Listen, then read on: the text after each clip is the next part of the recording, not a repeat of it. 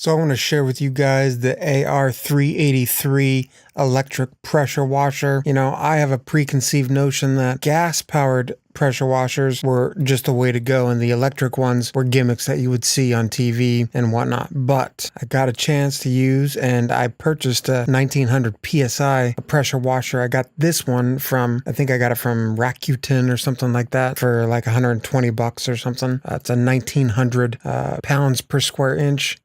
And I was a little hesitant. I didn't know if it was going to last very long, but I've been able to do the sidewalk, the driveway, the deck. I've been able to strip the deck, and that actually sped up the process quite a bit as far as removing all the old stain, so I could apply the new stain. And that's what you're going to see in this video. And it works. It's not perfect. A gas-powered pressure washer probably would have splintered the wood a little bit more. This can splinter the wood, so you just have to watch your distance. I did get an attachment, and I'll show you some of this in the video. But basically, I just threw some clips together, and then you can just watch those and, you know, see if you like it or not. If you get questions, definitely ask. Comment, share, subscribe, all the stuff. I'll put a link in the description below for you to kind of click and buy if you wanted to, or investigate and whatnot. But I mean, these are not bad tools. These are excellent tools to have. And the upside is you don't have this small engine to oil and have go dead because you left it outside in the winter, and then you've got to use this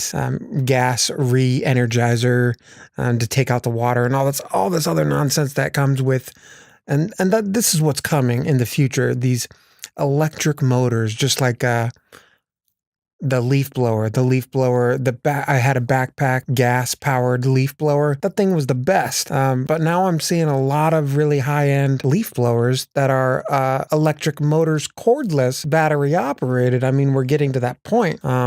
Because when you take out the gas, I mean, just like in cars, an electric car is super fast torque right off the line. And so there's lots of upsides: pollution, the moving parts involved, the system that's involved. It's just a lot better. I mean, but you can't run it for a really long time. And if it's electric, then you got to be corded. So yeah, that's where some of the downfalls are. But anyways, you know, this is going to work for a lot of people, a lot of small homes and whatnot. I mean, if you're a big commercial person, this actually could work, but you're going to do probably the majority of your stuff with the gas-powered pressure washer. Anyways, I thought I'd just put this out there because I got these video files sitting on my desk, and I just want to get them off my computer. And I feel strongly about this product, whether it's this product or a different product. I mean, there's lots of different products out there, but this one, as far as I'm concerned, AR383, I'd buy it again, and I'd actually buy it, and I have purchased this with this attachment. So if you look at the underside of this guy, you've got this spinning wand, which just makes a circular pattern. So it's kind of like the orbital sanders. They're random, and so it doesn't burn in a pattern that you might get with like a straight beam. So if you look at a laser beam coming out of the end of your wand,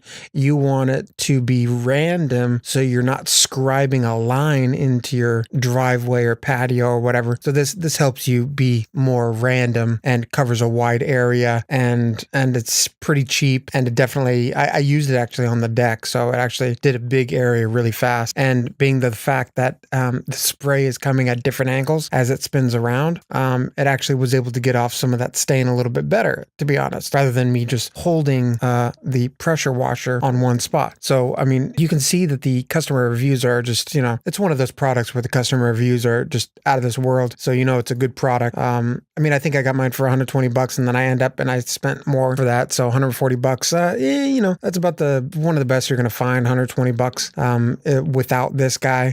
So we'll go through a couple of the things that I found that I liked and didn't like about the product itself. But again, I'm going to put a link in the description below. I'm actually going to buy one of these right now. It says this is one of the things that actually annoyed me about the product. This quick connect basically broke on me, or leaked on me, or did something. See, the problem with this is it's a plastic housing, and you want to keep that filter in there because you're running through the water through that pump, so you want to have it be contaminant free. But basically, this to me was a problem. So in the video, you're going to see that I switch it out, and I'll actually show you where it leaks. And, you know, maybe I did it wrong. But you know, for $4, we'll see if this can remedy the situation. So I'm going to go ahead and buy that. But anyways, let me go ahead and show you the video. So I'm just going to scrub through the video real quick, and then the whole thing will be at the end of the video and you can kind of watch it in long form. But basically, here is the stock attachment, and it seemed to not want to fit very well. And you can see I have the Teflon tape installed, and I just seem to still get leaking out of there. I don't know what led me to believe, I can't remember that far back, but this basically failed and I had to replace it with something. Now, I didn't even know that they sold replacements on Amazon, so I just went down to the local Home Depot and I bought one of these quick connect items. As you can see here in this video, I went and I bought this quick connect thing. The thing about it is the threads don't fit. They kind of sort of fit. They fit enough to use, and I think I've put enough Teflon tape on there to actually get it to work, but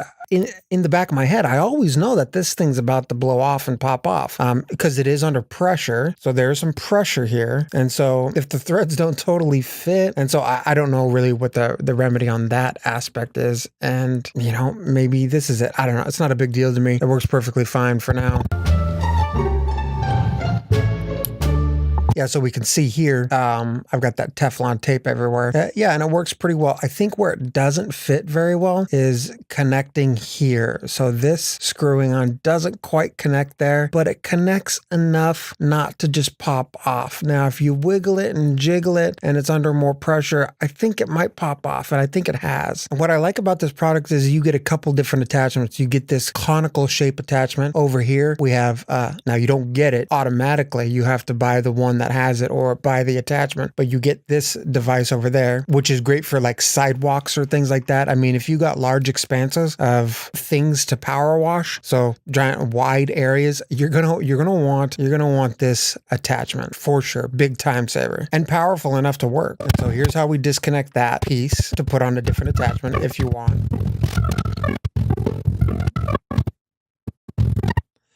And the other thing I like about this is there's this articulation that occurs here. So we can turn it 90 degrees and you'll see where that comes in handy. When we have a flat spray, we can turn it to a vertical spray. And so we can change that orientation. So here's where you get the flat spray. The flat spray right there. As you spin this, it gets wider or flatter. So that would be like your flat spray. And right here would be like a jet spray. Like this will come out in a very tight pattern. And so this is where you can like bore holes through apples, vegetables, and your deck. So, I mean, obviously you don't want to sit there with a tight beam on wood or concrete or whatever. But, you know, in other aspects, it could be useful. Like you want to take down a hornet's nest or something like that. I mean, there's a tight beam. I don't know what the most effective way of taking down a hornet's nest is, but, you know, you could do that. Or if you want to reach a large distance, cover a large distance, you know, you want the tight pattern.